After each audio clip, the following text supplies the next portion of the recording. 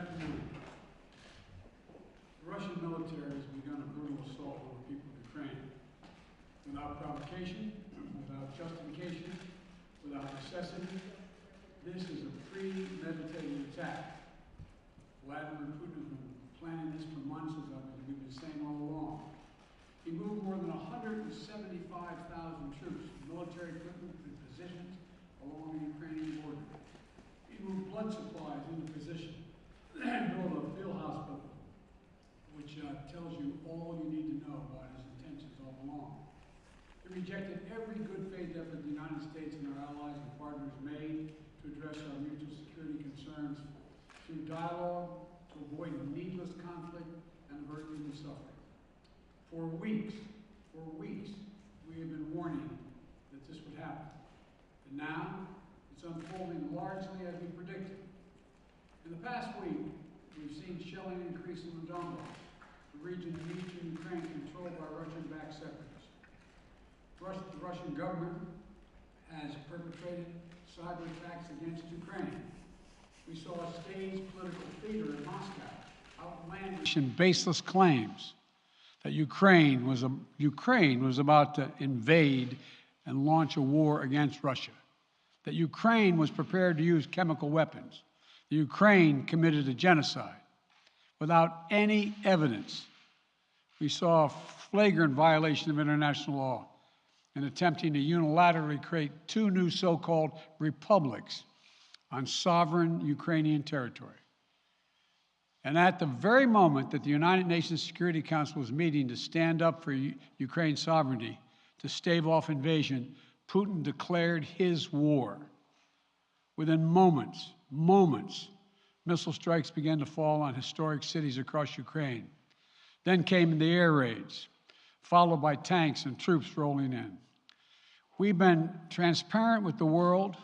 We've shared declassified evidence about Russia's plans and cyber attacks and false pretexts so that there could be no confusion or cover-up about what Putin was doing. Putin is the aggressor. Putin chose this war, and now he and his country will bear the consequences.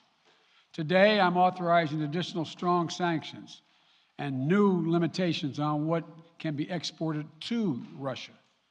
This is going to impose severe cost on the Russian economy, both immediately and over time. We have purposely designed these sanctions to maximize the long-term impact on Russia and to minimize the impact on the United States and our allies.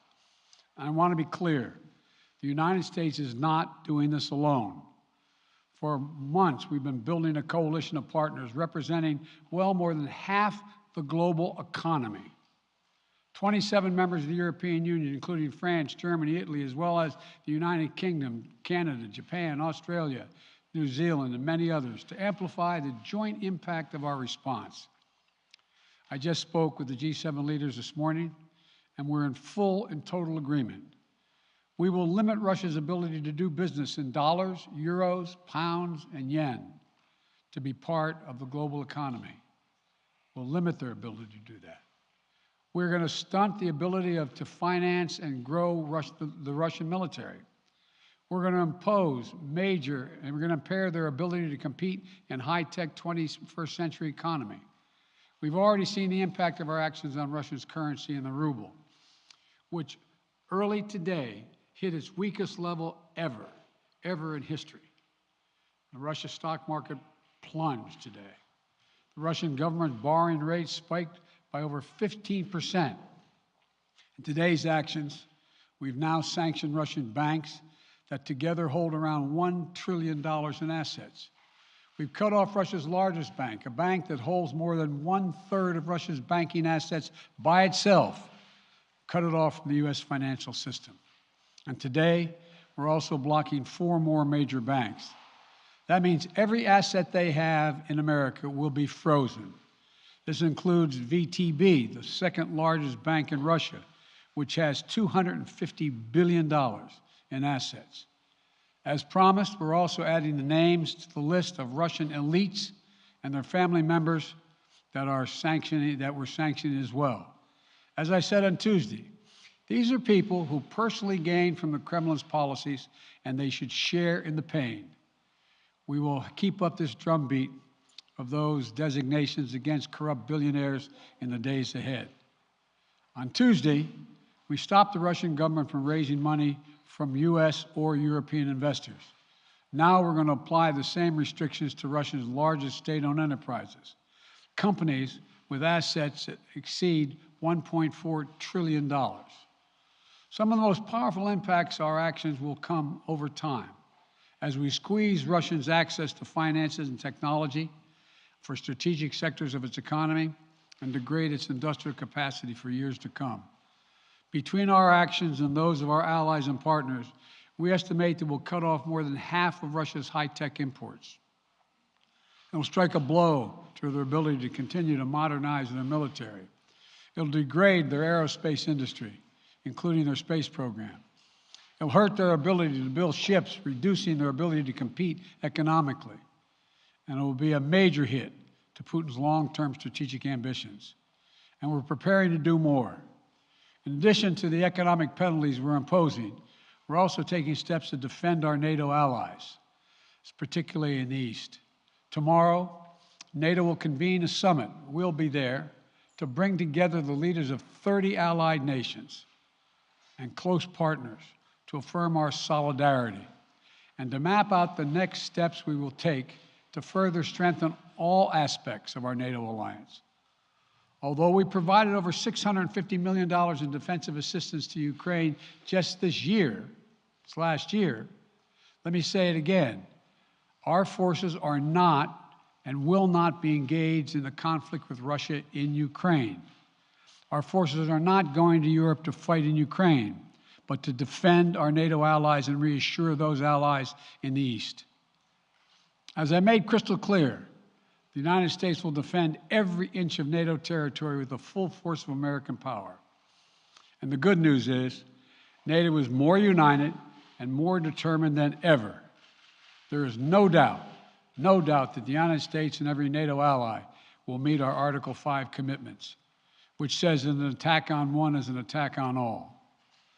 Over the past few weeks, I ordered thousands of additional forces to Germany and Poland as part of our commitment to NATO. On Tuesday, in response to Russia's aggressive action, including its troop presence in Belarus and the Black Sea, I've authorized the deployment of ground and air forces already stationed in Europe to NATO's eastern flank allies, Estonia, Latvia, Lithuania, Poland, and Romania. Our allies have also been stepping up, adding the other allies, the rest of NATO, adding their own forces and capabilities to ensure collective defense. And today, within hours of Russia's unleashing its assault, NATO came together and authorized and activated an activation of response plans. This will enable NATO's high readiness forces to deploy and when and where they are needed to protect our NATO allies on the eastern boundaries of Europe. And now I'm authorizing additional U.S. force capabilities to deploy to Germany as part of NATO's response, including some of the U.S.-based forces that the Department of Defense placed on standby weeks ago. I've also spoken with Defense Secretary Austin and Chairman of the Joint Chiefs, General Milley, about preparations for additional moves should they become necessary to protect our NATO allies and support the greatest military alliance in the history of the world, NATO. As we respond, my administration is using the tools, every tool at its disposal, to protect American families and businesses from rising prices at the gas pump. You know, we're taking active steps to bring down the cost, and American oil and gas companies should not exploit this moment to hike their prices to raise profits. You know, in our sanctions package, we specifically designed to allow energy payments to continue. We are closely monitoring energy supplies for any disruption. We've been coordinating with major oil-producing and consuming countries toward our common interest to secure global energy supplies.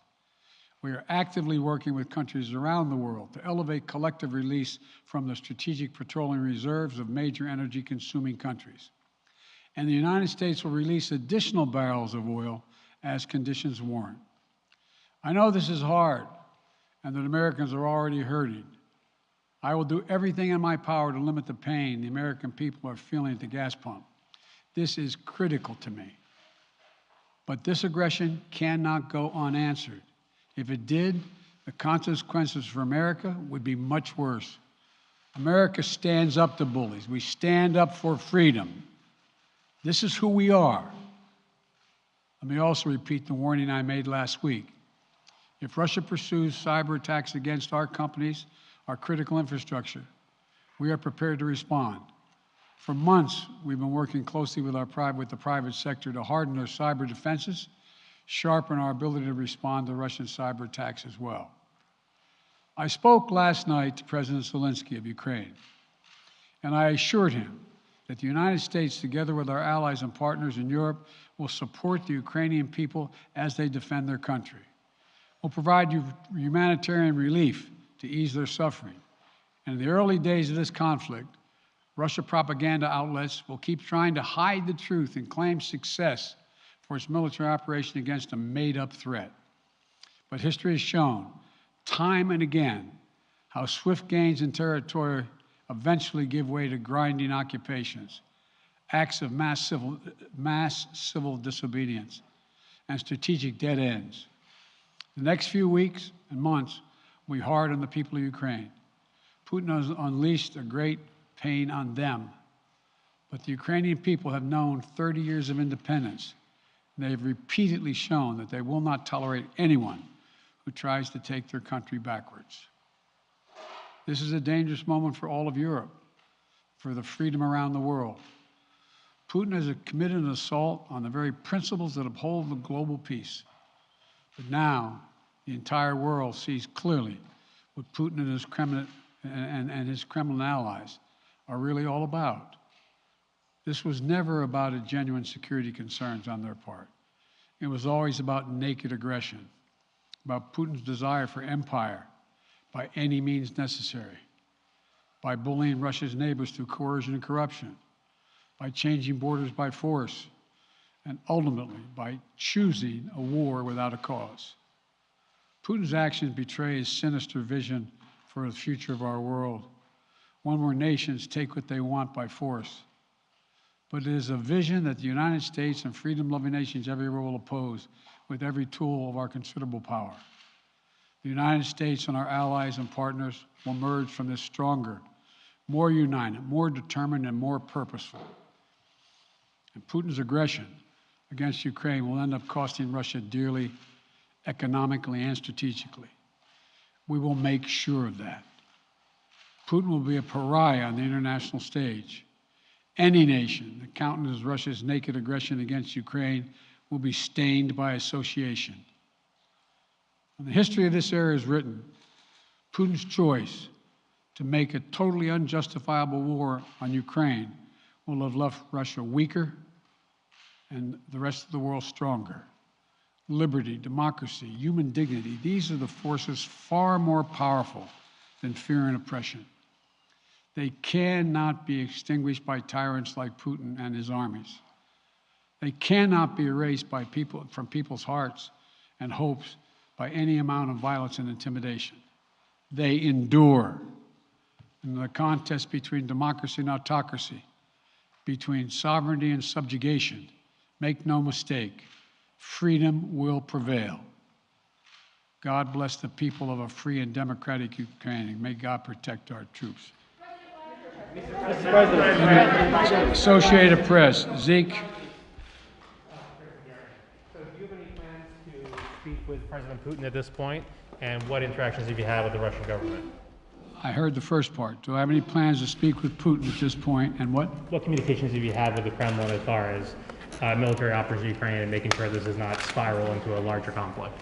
Well, it's a large conflict already. The way we're going to ensure it's not going to aspire to a larger conflict is by providing all the forces needed in the Eastern European nations that are members of NATO. NATO is more united than it's ever been, and I have no plans to talk with Putin. Wall Street Journal, Tarina. Mr. President, you didn't mention SWIFT in your sanctions that you announced. Is there a reason why the U.S. Isn't doing that? Is there a disagreement among allies regarding SWIFT and whether Russia should be allowed to be a part of it? The sanctions that we've proposed on all their banks are of equal consequence, maybe more consequence than SWIFT, number one. Number two, it is always an option, but right now that's not the position that the rest of Europe wishes to take. Cecilia Vega, ABC. Sir, sanctions clearly have not been enough to deter Vladimir Putin to this point. What is going to stop him? How and when does this end? And do you see him trying to go beyond Ukraine? And a second question I'll just give to you now. This statement that he gave last night, the threat that he gave, the West will face consequences greater than any you have faced in history. Is he threatening a nuclear strike? I have no idea what he's threatening. I know what he has done, number one. And number two, no one expected the sanctions to prevent anything from happening. It has to show, this is going to take time, and we have to show resolve so he knows what's coming. And so the people of Russia know what he's brought on them. That's what this is all about. This is going to take time. It's not going to occur, he's going to say, oh my God, these sanctions are coming, I'm going to stand down. He's going to test the resolve of the West to see if we stay together, and we will. We will, and it will impose significant costs on him. Will he go beyond Ukraine, sir? Do you see him going beyond? Yes. Two topics, just really quick. First, markets are down and gas prices are up. I know you always stress the difference between Wall Street and Main Street, but everybody seems to be in for some economic pain. How economically painful is it going to get for people in this country? And I do have one more question. First of all, there's no doubt that when a major nuclear power attacks and invades another country, that the world is going to respond, and markets can respond all over the world. So there's no doubt about that, number one. Number two, the notion that this is going to last for a long time is highly unlikely as long as we continue to stay resolved in imposing the sanctions we're going to impose on Russia, period. What's the next question? I'm sorry. The next question is, did you underestimate Putin, and would you still describe him the way that you did in the summer as a worthy adversary? At the time, he was, I made it clear, as an adversary, and I said he was worthy. I didn't underestimate him. And I've read most of everything he's written. Did you read I shouldn't, I'm not being a wise guy. You heard the speech he made, almost an hour's worth of speeches, why he was going into Ukraine. He has much larger ambitions in Ukraine. He wants to, in fact, reestablish the former Soviet Union. That's what this is about. And I think that his ambitions are completely contrary to the place where the rest of the world has arrived. And with these ambitions, you're confident that these devastating sanctions are going to be as devastating as Russian missiles and bullets and tanks? Yes, Russian bullets, missiles, and tanks in Ukraine. Yes, I am. Thank you, President Biden. If sanctions cannot stop President Putin, what penalty can? I didn't say sanctions couldn't stop him. You've been talking about the threat of these sanctions for several weeks now. Yes, but the threat of the sanctions and imposing the sanctions and seeing the effect of the sanctions are two different things. They're two different things. And we're now he's going to begin to see the effect of the sanctions. And what will that do? How will that change his mindset here, given he's because attacking it will so Ukraine weaken as we his speak? country that he'll have to make a very, very difficult choices of whether to continue to move toward being a second-rate power or, in fact, respond. You said in recent weeks that big nations cannot bluff when it comes to something like this. You recently said that the idea of personally sanctioning President Putin was on the table. Is that a step that you're prepared to take? And if not, it's not a bluff, it's on the table. Sanctioning President Putin? Yes. Why not sanction him today, sir? Mr. President? Why not sanction him today, sir?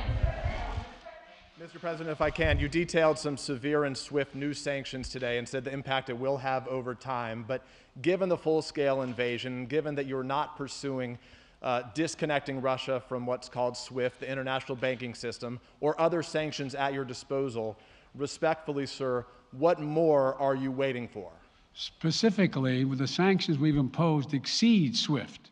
The sanctions we imposed exceed anything that's ever been done. The sanctions we imposed have generated 2/3 of the world joining us. They are profound sanctions. Let's have a conversation in another month or so to see if they're working. Yes. Can I ask you about Zelensky? Sir, you spoke to Vladimir Zelensky yesterday, sir.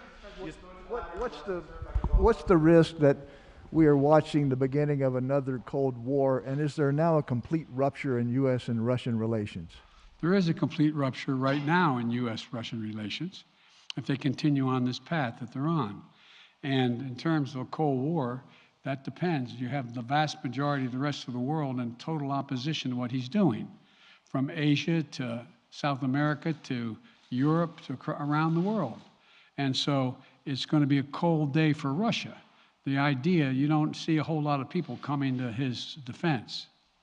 And are you, if I could follow up, sir, are you urging China to help isolate Russia? Are you urging China to help isolate Russia? I'm not prepared to comment on that at the moment.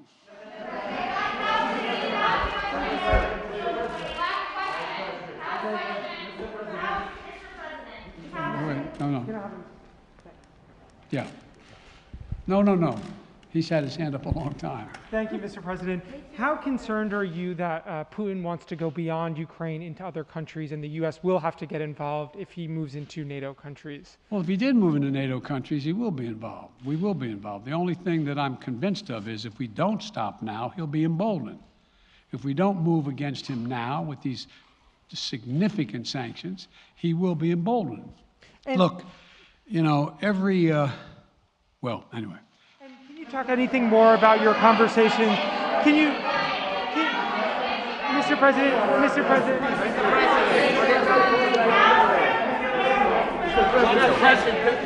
Why not sanction Putin directly today? I'm sorry, I can't hear you. Sir, India, which is a major defense partner of the United States, is India fully with you on the issue of Ukraine and Russia? Does the Defense Department of the United States? Sir, India is one of your major defense partners. Is India fully in sync with the United States on Russia? We're in consultation with India today. We haven't resolved that completely. One more question. Okay, thank you all very much. Thank you.